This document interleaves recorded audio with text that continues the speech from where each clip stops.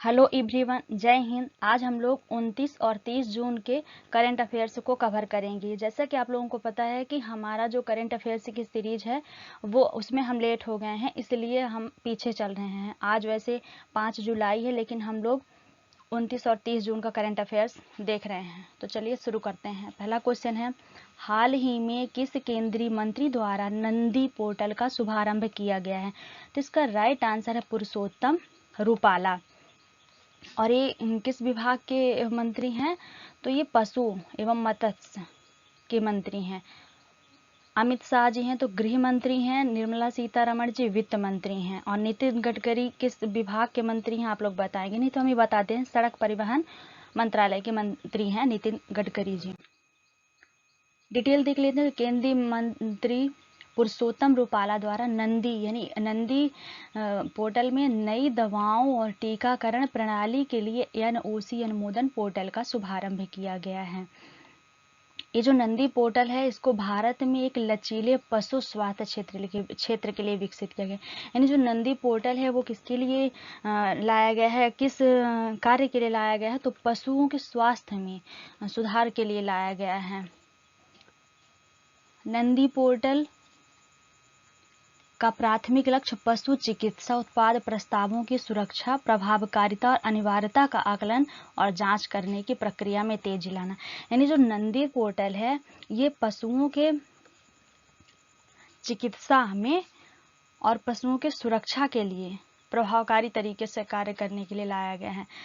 Nandi portal द्वारा टीकों की निर्बाध मंजूरी सुनिश्चित की जाएगी, जिससे देश में मोबाइल पशु चिकित्सा इकाइयों की शुरुआत और सभी पशुओं के टीकाकरण से पशुपालन क्षेत्र में बड़ा बदलाव देखने को मिलेगा। अगला क्वेश्चन है, हाल ही में अमेरिका के किस शहर में दिवाली पर स्कूलों की छुट्टी का ऐलान किया गया है? तो इसका राइट आंसर है न्यूयॉर्क में। हम वाशिंगटन की बात करें तो वाशिंगटन में जो है तो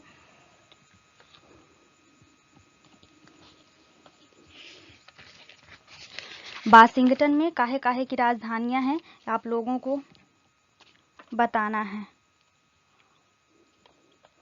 तो बता दें, विश्व बैंक और नासा का मुख्यालय वाशिंगटन में है।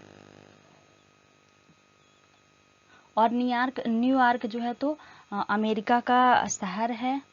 और महंगाई की दृष्टि से अभी चर्चे में रहा कि अमेरिका का सबसे महंगा शहर है ये। डिटेल देख लेते हैं। हाल ही में अमेरिका के न्यूयॉर्क शहर में दीपावली पर स्कूलों की छुट्टी का ऐलान किया गया है। जो दिवाली एक प्रमुख हिंदुओं का त्यौहार है, इसे अमेरिका में बहुतायत से लोग मनाते हैं। इस ऐलान के माध्यम से न्यूयॉर्क शहर में सरकार ने अपने हिंदू छात्रों को धार्मिक उत्सव के लिए समय प्रदान किया है। अगला क्वेश्चन है, हाल ही में किस राज्य सरकार ने सहकारिता नीति 2023 अपनाई? तो इसका राइट आंसर है मध्य प्रदेश।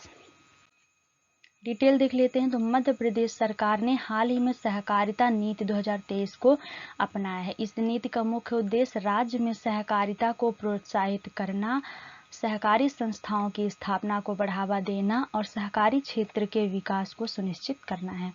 यह नीति मध्य प्रदेश की आर्थिक विकास और ग्रामीण क्षेत्र के विकास में महत्वपूर्ण भूमिका निभाएगी। अगला क्वेश्चन है, हाल ही में जारी वैश्विक प्रतिस्पर्धा सूचकांक 2023 में भारत किस स्थान पर रहा है? यानी इसको अंग्रेजी में कहते हैं ग्लोबल कॉम्पिटिटिवनेस इंडेक्स। तो इसमें भारत की रैंक जो है तो 40 रही है। जो ग्लोबल जेंडर इंडेक्स आया था उसमें भारत की रैंक 126वीं रही है। IMD international institute for management development द्वारा प्रकाशित 2023 ग्लोबल कॉम्पिटिटिवनेस इंडेक्स में 64 देशों में सबसे अधिक प्रतिस्पर्धी अर्थव्यवस्थाओं में भारत 40 स्थान पर रहा है। 2023 में वैश्विक प्रतिस्पर्धा सूचकांक रैंक में शीर्ष कौन कौन रहे हैं? तो शीर्ष पे डेनमार्क पहले स्थान पे, आयरलैंड दूसरे स्थान पे, स्विट्जरलैंड तीसरे स्थान पे, सिंगापुर चौथे स्थान पे और नीदरलैंड 5वें स्थान पे रहे हैं। अगला क्वेश्चन है, हाल ही में किस भारतीय को इंग्लैंड में बर्मिंघम सिटी यूनिवर्सिटी ने डॉक्टरेट की उपाधि से सम्मानित किया है? तो इसका राइट आंसर है शंकर महादेवन। किन्हें सम्मानित किया गया है? तो शंकर महादेवन को सम्मानित किया गया है। इस पुरस्कार की घोषणा, आगे डिटेल भी देख लेते हैं। तो इस पुरस्कार की घोषणा इस साल की शुरुआत में वेस्ट मिडलैंड्स के मेयर एंड स्ट्रीट के नेतृत्व में मुंबई में एक व्यापार प्रतिनिधिमंडल के दौरान की गई थी। जो शंकर महादेवन है, तो शंकर महादेवन की यह डॉक्टरेट की मानद उपाधि बर्मिंघम सिटी यूनिवर्सिटी के कुलपति प्रोफेसर फिलिप प्लाडेन द्वारा प्रदान की गई है। यानी किसके द्वारा प्रदान की गई है? तो जो बर्मिंघम यूनिवर्सिटी के कुलपति हैं प्रोफेसर फिलिप प्लाडेन, उनके द्वारा प्रदान की गई है।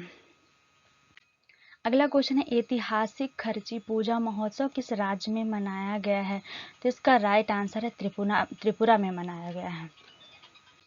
अगला क्वेश्चन है, डिटेल देख लेते हैं थोड़ी। ऐतिहासिक खर्ची पूजा त्रिपुरा के लोगों द्वारा राज्य के संरक्षण में माने जाने वाले 14 देवताओं के सम्मान में मनाया जाने वाला एक महत्वपूर्ण धार्मिक त्योहार है। यदि त्रिपुरा की राजधानी की बात करें तो इसकी राजधानी है अगरतला। मुख्यमंत्री है मणिक साहा, यहाँ शाखा हो गया है इसके लिए, सॉरी। राज्यपाल है सत्यदेव नारायण आर्य। अगला क्वेश्चन है, टाइम्स एशिया यूनिवर्सिटी रैंकिंग 2023 में कौन सा विश्वविद्यालय भारत में शीर्ष स्थान पर रहा है? तो इसका राइट आंसर है IISc बेंगलोर। डिटेल देख लेते हैं। तो हाल ही में टाइम्स हायर एजुकेशन द्वारा जारी की गई एशिया यूनिवर्सिटी रैंकिंग 2023 में चीन देश की सिंधुआ यूनिवर्सिटी, कौन सी यूनिवर्सिटी? सिंधुआ यूनिवर्सिटी प्रथम स्थान पर रही है। एशिया रैंकिंग में पहला स्थान सिंधुआ विश्वविद्यालय का रहा है। जो ये विश्वविद्यालय कहाँ स्थित है? तो चीन में स्थित है। एशिया यूनिवर्सिटी रैंकिंग 2023 में टॉप 50 में भारत की एक यूनिवर्सिटी टॉप पर रही है और 100 में 4 यूनिवर्सिटी रही हैं, सिटी शीर्ष पर रही हैं, और 200 में 18 यूनिवर्सिटी शामिल हैं।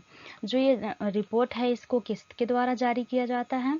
तो इसके जारी करते हैं टाइम्स हायर एजुकेशन लंदन द्वारा जारी किया जाता है। अगला क्वेश्चन है, हाल ही में कौन 2 दिवसीय G20 श्रम सगाई शिखर सम्मेलन की मेजबानी करेगा? तो इसका राइट आंसर है बिहार। किसने की है? तो बिहार ने की है। डिटेल देख लेते हैं।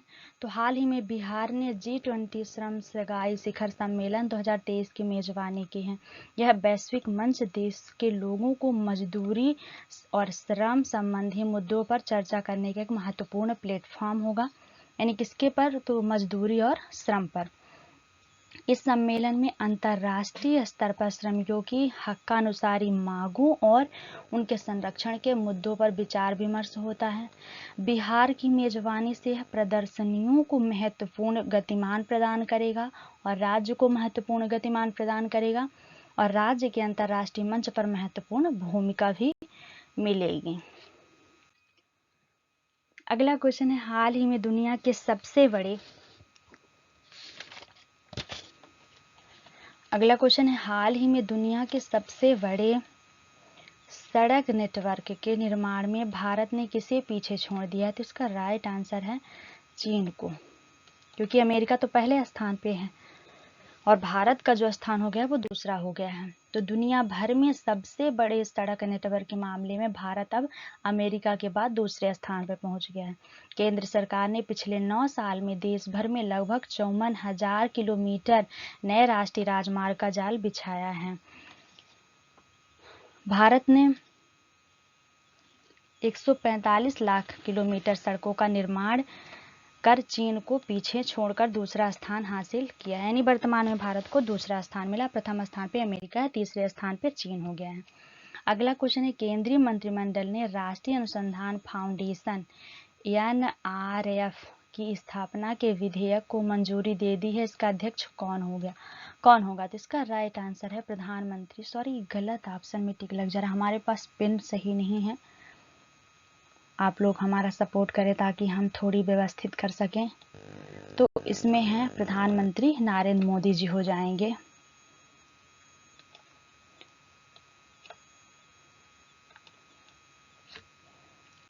अगला क्वेश्चन है कि डिटेल थोड़ी देख लेते हैं। तो केंद्रीय मंत्रिमंडल ने जून 2023 को संसद में पेश किए जाने वाले राष्ट्रीय अनुसंधान फाउंडेशन विधेयक को मंजूरी दे दी है। संसद में मंजूरी के बाद यह संस्था देश में अनुसंधान और विकास को बढ़ावा और विकसित करेगी। केंद्र सरकार मानसून सत्र के दौरान NRF बिल संसद में पेश कर सकती हैं। ये सारी डिटेलें आप लोग पढ़ लीजिएगा, ज़्यादा इम्पोर्टेंट नहीं है।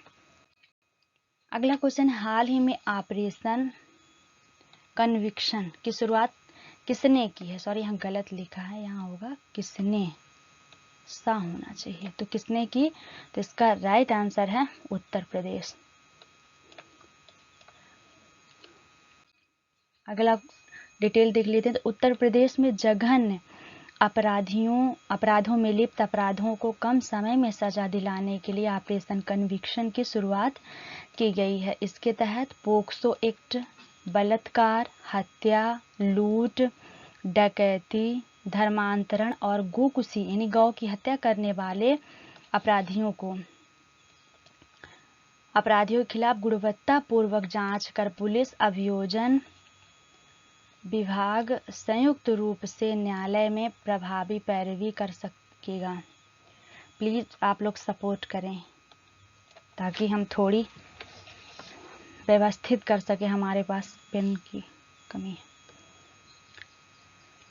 यानी किसने किया है? तो उत्तर प्रदेश सरकार ने किया है। और काहे के लिए किया है? तो जो जघन्य अपराधी हैं उनको कड़ी सजा और जल्द से जल्द दिलवाने के लिए ऑपरेशन कन्विक्शन चलाया है, जिससे अपराधियों को कम समय में कठोर सजा दिलाई जा सके। चलिए अगला क्वेश्चन देखते हैं। किस लेखक को हिंदी भाषा के लिए साहित्य अकादमी युवा पुरस्कार 2023 दिया गया है? तो इसका राइट आंसर है अतुल कुमार राय को।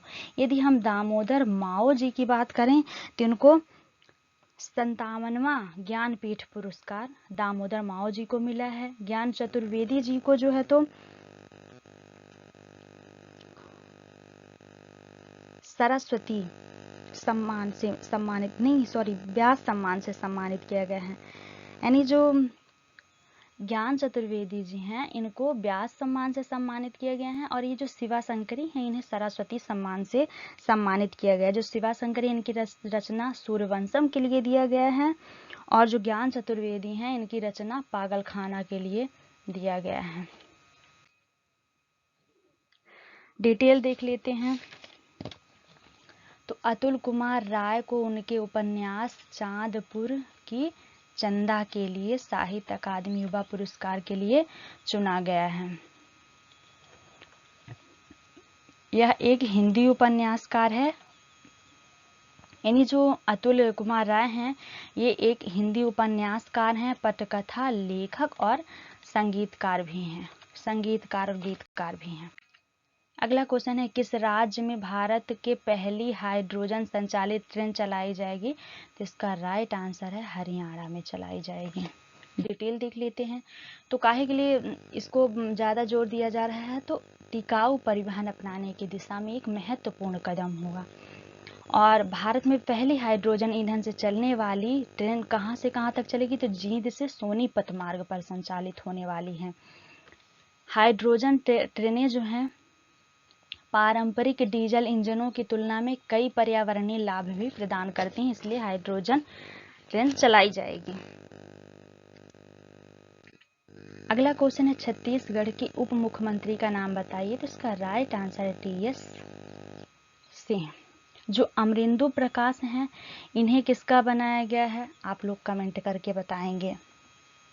प्रवीण सूद जी को CBI का महानिदेशक, और इसको जनार्दन मिश्रा जी को भारती जुलाल जी कल सर्वे का बनाया गया है। भूपेश बघेल छत्तीसगढ़ के मुख्यमंत्री हैं, और राज्य में टी.एस. सिंहदेव को उप मुख्यमंत्री नियुक्त किया गया। यानी जो टी.एस. सिंहदेव हैं इन्हें क्या बनाया गया, तो उप मुख्यमंत्री बनाया गया है। वह पहले राज्य में कैबिनेट मंत्री थे। जो छत्तीसगढ़ की राजधानी की बात करें, राज्यपाल हैं विश्वभूषण हरिचंदन। राजधानी की बात करें तो राजधानी है रायपुर और मुख्यमंत्री हैं भूपेश बघेल। राष्ट्रीय सांख्यिकी दिवस कब मनाया जाता है, तो इसका राइट आंसर है 29 जून को मनाया जाता है। 29 जून को मनाया जाता है। यदि 30 जून की बात करें तो 30 जून को क्षुद्रग्रह दिवस मनाया गया है। 27 जून को एमएसएमई दिवस मनाया गया है और 21 जून को योग दिवस मनाया गया था। डिटेल देख लेते हैं। तो यह दिन प्रशांत चंद्र महालनोबिस, सॉरी 2 बार लिखा हुआ है, की जयंती के अवसर पर मनाया जाता है। आप लोगों को पता होगा जो प्रथम पंचवर्षीय योजना है वो महालनोबिस मॉडल पर ही आधारित है और वह सांख्यिकी में प्रतिभाशाली थे। उनका जन्म जो है तो 29 जून 1893 को हुआ था। देश में जनगणना और अन्य सर्वेक्षण कराने समेत भारतीय सांख्यिकी संस्थान की स्थापना 1931 में महालनोबिस ने ही की थी। 2007 में केंद्र सरकार ने 29 जून को सांख्यिकी दिवस की घोषणा की। नहीं, कब की है, तो 2007 में की। आपको डेट याद रखनी है। यह दिन सामाजिक और आर्थिक नीतियों को तैयार करने में सांख्यिकी के महत्व के बारे में सार्वजनिक जागरूकता बढ़ाने के लिए मनाया जाता है। अगला क्वेश्चन है, हाल ही में हेमिस तसेचु महोत्सव का आयोजन कहाँ किया गया है, तो इसका राइट आंसर होगा लद्दाख में किया गया है, जो कि ऑप्शन में यहाँ नहीं है। आप लोग सुधार लीजिएगा, लद्दाख होगा। यहाँ हमारा पेन सही नहीं है जिससे कि हम लिख सकें, तो लद्दाख होगा। डिटेल देख लेते हैं। तो लद्दाख में 2 दिनों का वार्षिक हेमिस मठ महोत्सव हेमिस तसेचु हर्षोल्लास से मनाया जा रहा है और गुरुपद संभव की जयंती के उपलक्ष्य में प्रार्थना सभा, मुखौटा नृत्य और थंका यानी भित्ति चित्र प्रदर्शनी का आयोजन भी किया जा रहा है। सदियों पुराना यह महोत्सव विदेशी पर्यटकों के लिए प्रमुख आकर्षण का केंद्र है। अंतिम क्वेश्चन है, अंतरराष्ट्रीय क्षुद्रग्रह दिवस बर्ड एस्टेरॉयड डे हर साल किस दिन को मनाया जाता है, तो इसका राइट आंसर है 30 जून को मनाया जाता है। So thanks for watching my video. आशा है कि वीडियो आपके लिए काफ़ी हेल्पफुल होगी और आप वीडियो को पूरा जरूर देखेंगे। Thank you.